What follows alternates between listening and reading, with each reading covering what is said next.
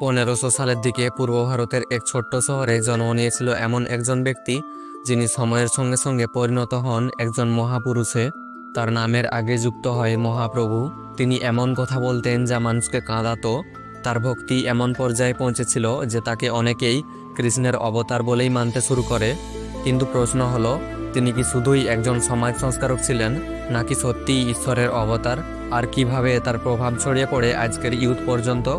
আজকের ভিডিওতে আমরা জানবো শ্রী চৈতন্য মহাপ্রভুর জন্ম, শৈশব, কর্মজীবন, ইতিহাস বনাম বিশ্বাসের সংঘাত, বিশ্বব্যাপী তার প্রভাব এবং সবশেষে একটি গুরুত্বপূর্ণ প্রশ্ন, আজ যদি তিনি বেঁচে থাকতেন তবে কেমন হতো আমাদের সমাজ।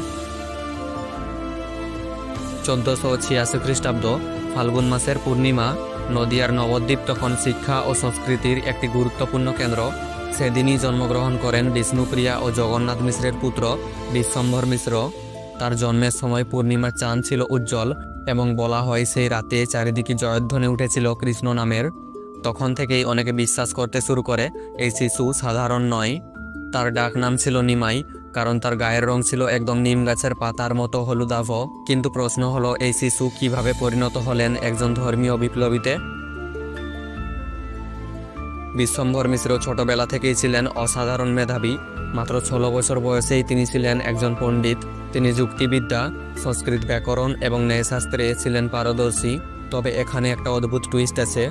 তিনি নিজে ছিলেন একজন যুক্তিবাদের ধারক বাহক, কিন্তু হঠাৎ করে তিনি সব যুক্তি ছেড়ে শুধুই কৃষ্ণ ভক্তিতে আত্মনিবেদন করলেন। এটা অনেক ইতিহাসবিদদেরই অবাক করে। তবে ইতিহাস বলছে তার জীবনে এক বড় পরিবর্তন এসেছিল তার স্ত্রীর মৃত্যু এবং গুরু ঈশ্বরপুরীর সাথে দেখা হওয়ার পর। তিনি নিমাই পণ্ডিত থেকে হয়ে উঠলেন চৈতন্য মহাপ্রভু।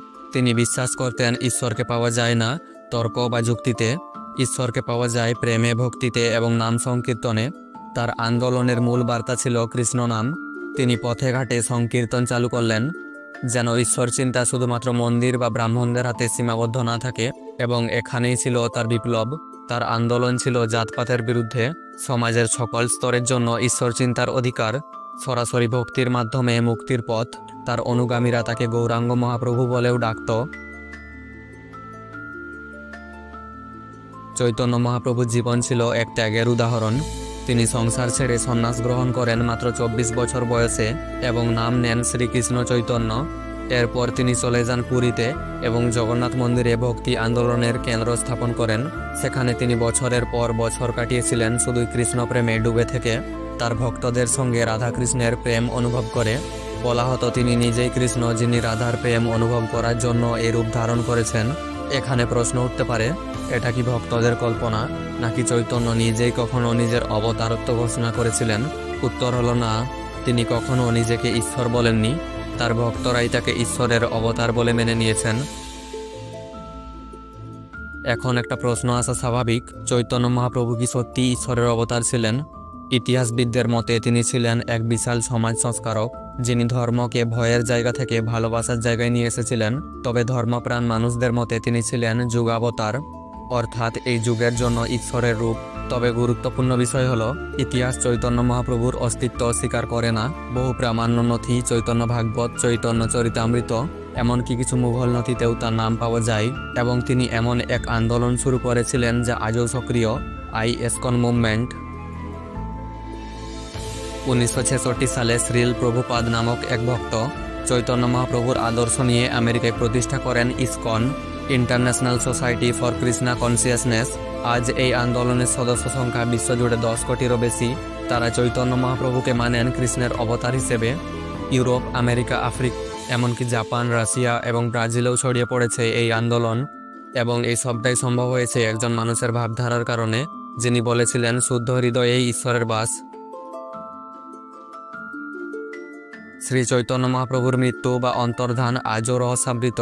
1534 সালের দিকে তিনি হঠাৎ নিখোঁজ হয়ে যান পুরীর জগন্নাথ মন্দিরের কাছাকাছি এলাকায়। অনেকেই বলেন তিনি সমাধিস্থ হয়েছেন, কেউ বলেন তিনি গঙ্গায় বিলীন হন, আবার কেউ বলে তিনি অদৃশ্য হয়ে যান ঈশ্বররূপে লীলা সমাপ্ত করার পর। এবং এখানেই কাহিনী শেষ না।